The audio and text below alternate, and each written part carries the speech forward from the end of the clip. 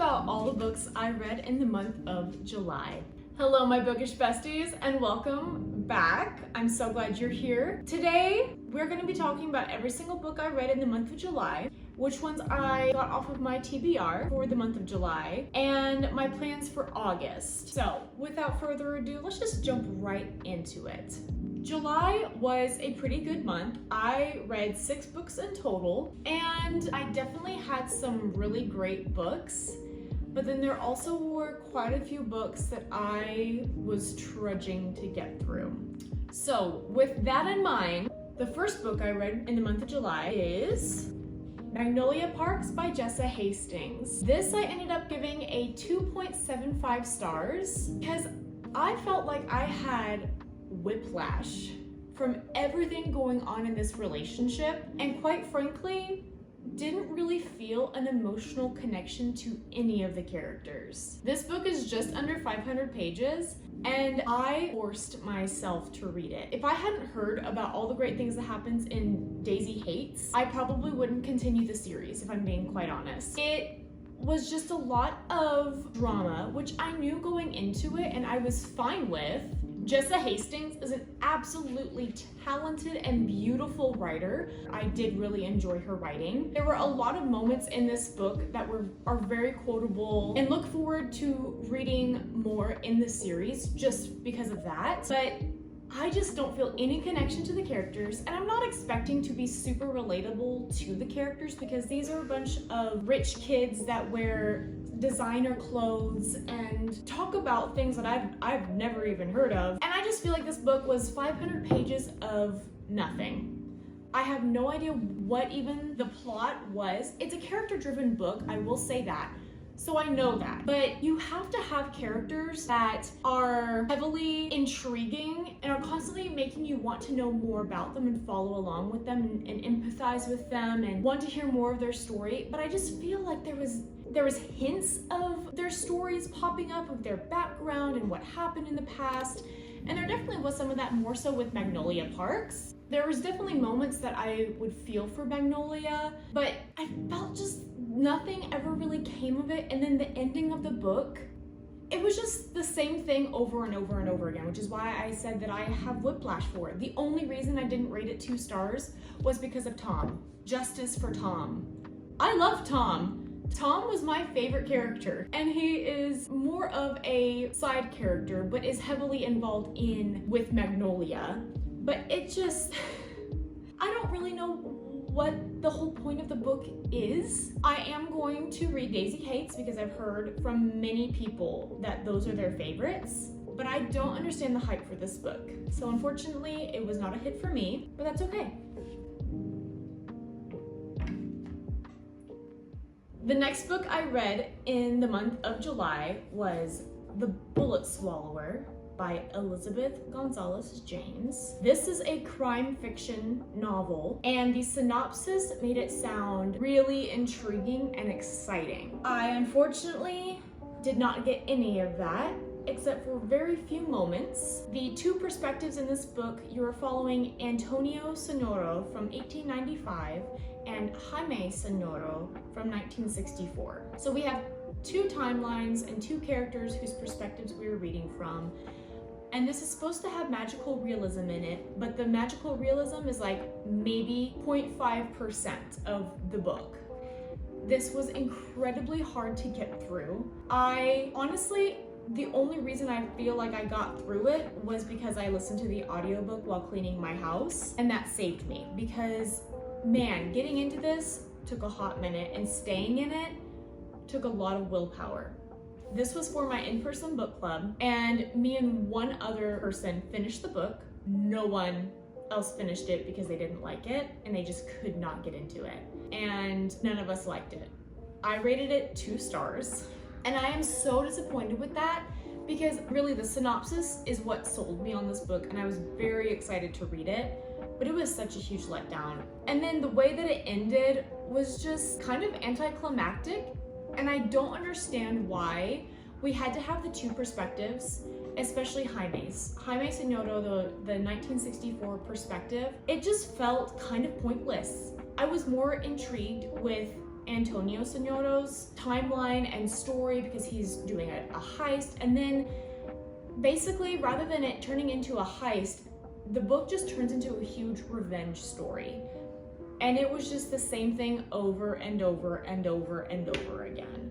So unfortunately, this was also a miss for me, which was really hard starting off the month of July with 2 reads that just were not encouraging. The last 10% of this book was fantastic. Action-packed, the storytelling, it was engaging a lot more. That needed to be throughout the book though, not just within the last 10%, because getting to that point was absolutely brutal. Also, I will say this book is very descriptive with how brutal things are. It's a Western, so rightly so. If you've ever read a Western or watched a Western movie, there's fists flying, there's things going off, there's all the things. So the gore is very descriptive.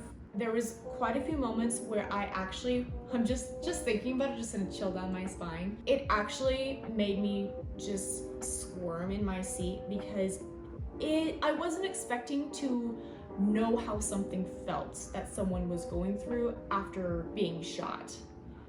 I didn't expect to have that imagery and the sensation in my head and in my body, and it was just a little too much going into it. I've read Westerns before and I grew up watching Western movies, so that stuff doesn't necessarily always get to me, and I expected it. This was a little too much though, so go in with that thinking. If you're going to read this, it's very descriptive and hard to get through. My overall statement for this is, for a book fewer than 300 pages, it felt like it was 500 pages long. It was really hard to get into, and I was very glad to have it done. Sorry if that's just a little brutal, but I was just heavily disappointed with that read, unfortunately. The third book I read in the month of July was Project Hail Mary by Andy Weir. Oh my gosh, this is a highly anticipated read that I have been wanting to read forever. I bought it, I think sometime last year, or maybe a year and a half ago, 2 years, and was just waiting for the right moment to read it, and I'm so glad I did. I'm so glad I did, because I read it with my Fable book club, and wow, reading it with the book club is so much fun. I highly recommend reading this with a book club or a buddy, like a buddy read, someone that you can talk to with, because it was so much fun. Now, this does have a lot of science in it. Science is not my favorite thing in the entire world, but I loved learning about stars and planets growing up. That was pretty much the only science that I really cared about growing up. So with that, some of the parts lagged just a little bit, but it never felt like it was too much information or too big of a description. Andy Weir is a fantastic writer. Oh my gosh, I cannot wait to read more. I'm excited to read The Martian. I'm gonna go buy that book once I'm off my book buying ban. I loved his writing. Our main character in here is so funny. He is so funny. So you're following a character named Ryland Grace, Dr. Ryland Grace. He is the sole survivor on a space expedition that is literally to save planet Earth. Planet Earth is dying, it's going to start dropping in temperature, and everyone's gonna die. And so he is sent with 2 other astronauts on literally a mission that they are not expected to come back from. The thing is they are medically induced into a coma.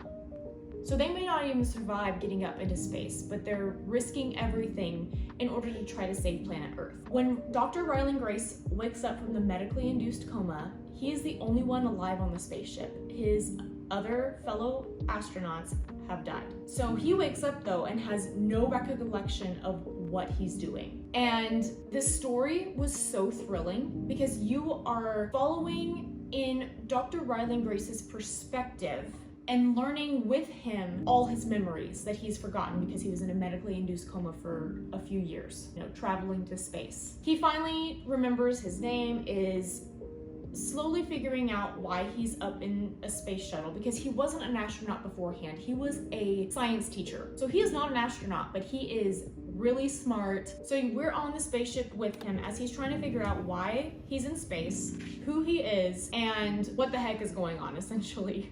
Because obviously you wake up and you have 2 dead bodies, and you wake up and there's these mechanical arms coming out of the spaceship to make sure you're eating, take care of you, give you water, help you with bed sores because you're in a medically induced coma, so you're not moving. But you just follow him along as his memories slowly start coming back. It's really well done, the past timeline of the why and figuring out he's in space since he was a science teacher and not an astronaut. But then also him working through that and being like, I'm obviously here on a mission and I need to figure this out. And the memories slowly start coming back. So you're just learning a lot of information about his past, how he made it on the spaceship. There's twists and turns. And there's characters that you meet in here that you will fall in love with. There is a really, really sweet friendship that happens within this story, and that's all I really want to say. But Andy Weir has done an absolutely incredible job. I gave this a 4.5 stars. 4.5 only because sometimes the science really just lagged it just a little bit. But this was immediately after reading 2 books that were so hard to get through. So unfortunately, I think that might have tampered with the rating and reading experience with this book because I was so glad to be done with those other books, but then going into this was just like I have to read it because it's for Fable Book Club and I need to get this done. But 4.5 stars, absolutely loved it. This book is all things inspiring, creative, wholesome, stressful, scary, and beautiful. Very well done, Andy Weir, one of my favorite authors now, and I cannot wait to read more of his creations. The 4th book I read in the month of July is Finding Poppies by Vicki B. Williamson. Man, July was really a hard month at the beginning and in the middle. I had Project Hail Mary that got me pumped and ready to keep reading, and then unfortunately I read this. I know that sounds terrible. I gave this a 1.5 stars. It is from an indie author, and it is her debut thriller. This is an older book. She's written many more books since then. I have not read those, obviously. This is my first time reading a book by her, and I always give an author 3 chances. 3 strikes, you're out type of thing. I have a fantasy book by her that I will eventually read as well. This is a debut thriller novel that just was trying to be way too many things at once. This is only 185 pages. I purely read it out of spite to be done with it. You're following a girl, Ellen Thompson, who works at an art museum. She knows so many things about art, very knowledgeable, and that was a really fun aspect of the book. She discovers a body and kind of jumps down a rabbit hole of figuring out a crime that isn't necessarily who murdered this person, but where did this piece of art go that this person claimed to know things about. After she discovers this dead body and calls the police department, she then crosses paths with a Detective Russell, and immediately it's like insta-love.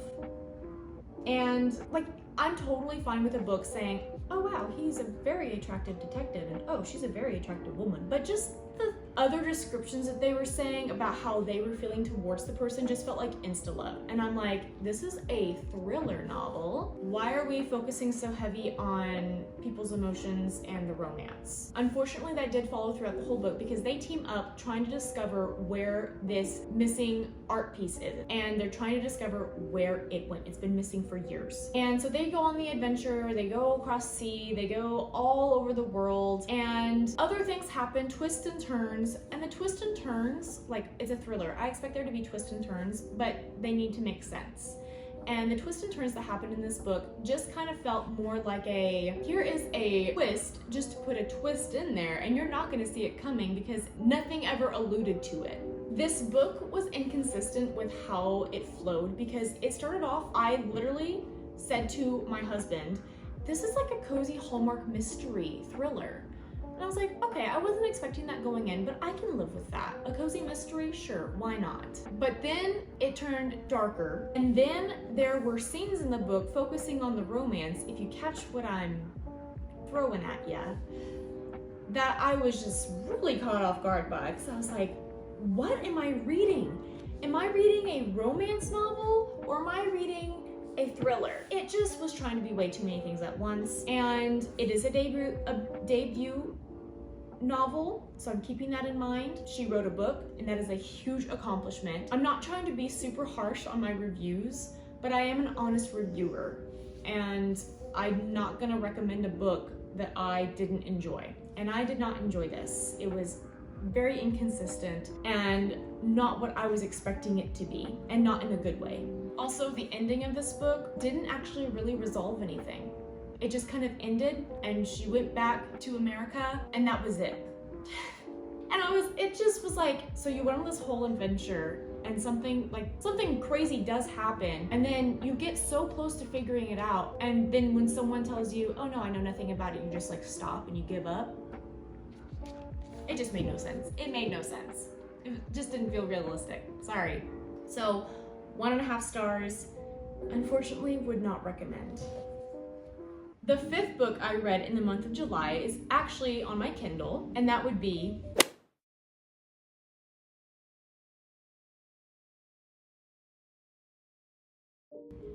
The Deception of Light by A.M. Crafton. Okay, so I had a rough go of things at the beginning and in the middle of the month, but there was hope found. The light at the end of the tunnel was not a train. It was in fact this book, which is ironic because it says The Deception of Light.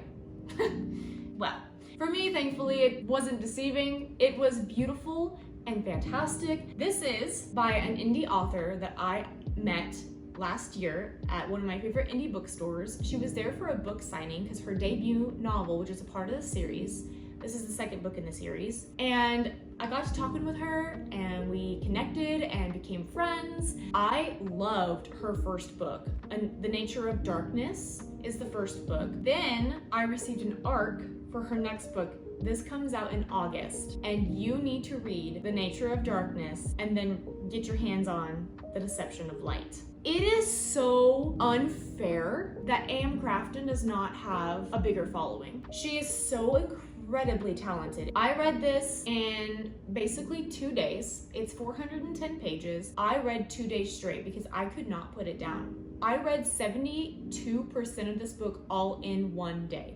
You heard me right. I read 28% one day and then 72% the very next day. I was addicted. There's something in this book, and it's incredible. Since this is the 2nd book in a series, I'm not gonna say too much because I don't want to potentially spoil anything from the first book. This follows a different pair of characters that also appeared in the first book, but this does have connecting themes and things that have happened from the first book that are mentioned in this 2nd book. So it is recommended that you read the first book before you read this. This whole world is inspired by Star Wars, so it is a sci-fi novel, and it is just an action-packed novel. My heart was racing. I couldn't stop turning the pages. I literally didn't do anything but read. I went on many walks to get my steps in and walk and be somewhat active with my body while reading because I just couldn't put it down, and I really wanted to finish it before the end of the month so I could put it in this video, and it's totally worth it. Holy cow. Our main characters, Lydia and Reese, are partners. They don't necessarily get along, but they are friends, and they do have feelings for each other, but it's complicated. So you are following them as they are trying to make it in the galaxy. Lydia is the captain of the ship, and Reese is a mechanic. Lydia and Reese are in a very hostile galaxy environment, and they are running from planet to planet because they can't stay in one place for too long for risk of being captured and most likely killed. They are trying to make a difference by fighting against the Federation, but also they aren't really choosing a side and are not wanting to get caught in more crossfire than what they already are for things that they have helped with in the past. And so you're just following them on this adventure while they are taking odd jobs, helping certain missions. I'm trying to say things without giving too much away. There is a disease that breaks out in the galaxy, and it is a very intense disease. They don't know where it came from, but it is awful. And before you're thinking, oh my gosh, I don't know if I could read that because, hello, we walked through COVID together.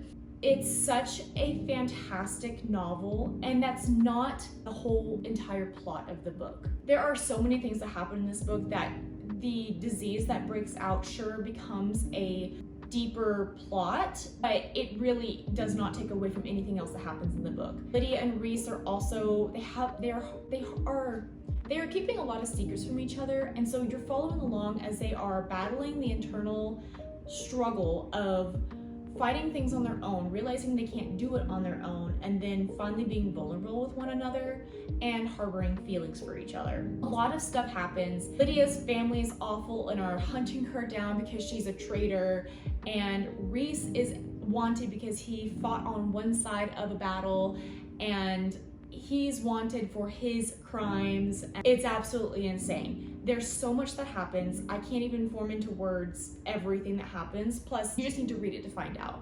A.M. Crafton did such a wonderful job with the world building because every scene that played out, every description of the scenery, of the environment they were in, I could see come to life in my head. This book played like a movie in my mind, and I love it when a book does that.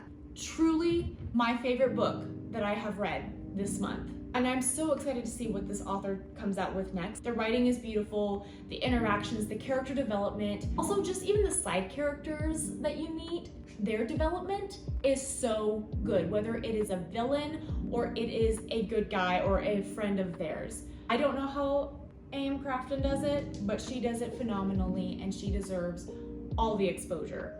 I'm shouting her name and books from the rooftops because I love her so much. And something I did not expect was the last few chapters to make me choke up and cry, but I definitely cried, which is also something you can see in the vlog because, oh, it got me real good. I actually did not know, I feared for our characters' lives. Yeah, I cried. So, enjoy. It's so good. This was a 5-star read for me. I have not even said the rating because I just immediately dove into how amazing this book is. This was a 5 stars and was the 5th book I read in the month of July. Read that book. Then the 6th and final book I read in the month of July was The Rule Book by Sarah Adams. Y'all, this book made me giggle, feel giddy, feel understood because Nora, our main character Nora, her sense of humor, very similar to mine. It's quirky and not everyone's cup of tea, but it's my cup of tea. This follows Nora McKenzie and Derek Pender. Derek Pender is an NFL tight end football player for the Sharks, the LA Sharks. And Nora McKenzie is an agent, a sports agent. She is making it out in this world. She has worked her way up as a female in this male prevalent field. She grew up loving sports. Her and Derek have a history though. They are college exes and they have not seen each other since the breakup. And lo and behold, Derek Pender needs a new agent and gets signed on to a new agent who goes by the name Mac. And when he meets her in person, realizes it's Nora McKenzie. She goes by Mac in the office, so that way the name seems more manly and is taken a little bit more seriously. So they are reunited and it is not a pretty interaction. So you are following Derek and Nora as they are now working with each other. And Derek starts off real crappy. He is trying to get revenge, not in a completely nasty way. He's not the biggest jerk, but he's definitely like trying to make her job a lot harder. But he never was too grumpy. He definitely was grumpy, but it wasn't too much grumpy. He just tries to make her job a little bit more hard and more miserable. But Nora being Nora takes the bull by the horns and is like, okay, two can play at this game. She quite literally is perfect for him.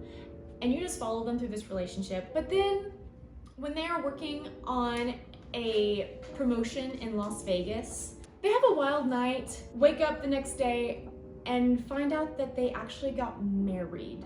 And the world has already found out. So now they're trying to figure out and navigate being a married couple, exes, and co-working together. It is so fun. It is absolutely hilarious. Nora's sense of humor is my type of sense of humor, and I feel like I've never read a character that has the quirky sense of humor like I do, and I felt very understood with this book and absolutely adore Nora. Their relationship goes on, the character development and the personal internal battles that they go through with each other, individually at first, but then come together and talk about, is done so beautifully. And I absolutely ate it up, loved it. I did give it 5 stars. I gave it 5 stars. Sarah Adams is becoming a favorite romance author for me. I loved it. But this gave it 5 stars. So that is everything I read in the month of July. I'm happy with how things turned out in the end. We started off rocky. Even the middle of the month was not great, but we ended off on a really strong note, having a sci-fi and a romance, both 5 stars. Feeling really great about that. Out of the, I believe, 6 books that I had on my July TBR, I read 4 out of the, I believe, 6 books I had on my July TBR have been read. So that's a huge success. I'm very happy with how that ended. And then for the month of August, I actually decided that I'm not going to be doing a August TBR just because I do have a performance in August that I know is going to be taking up quite a bit of my time and concentration. Just getting ready for the show, making sure I'm prepared mentally and physically. I don't want to put too much on my plate knowing that I'm going to be having that takes the forefront of things because it is a big deal and I'm very excited. So the month of August is going to be more chill when it comes to reading, but I'm excited to see what happens. So with all of that said, thank you so much for watching. I really appreciate you being here and hope you enjoyed today's video. If you did, I would greatly appreciate it if you liked, commented, and subscribed, and turn on that little bell notification so that way you get notified every single time I post. And if you don't know what to comment down below what your favorite read was from the month of July. Thank you so much for being here and watching today's video, and I will see you next time.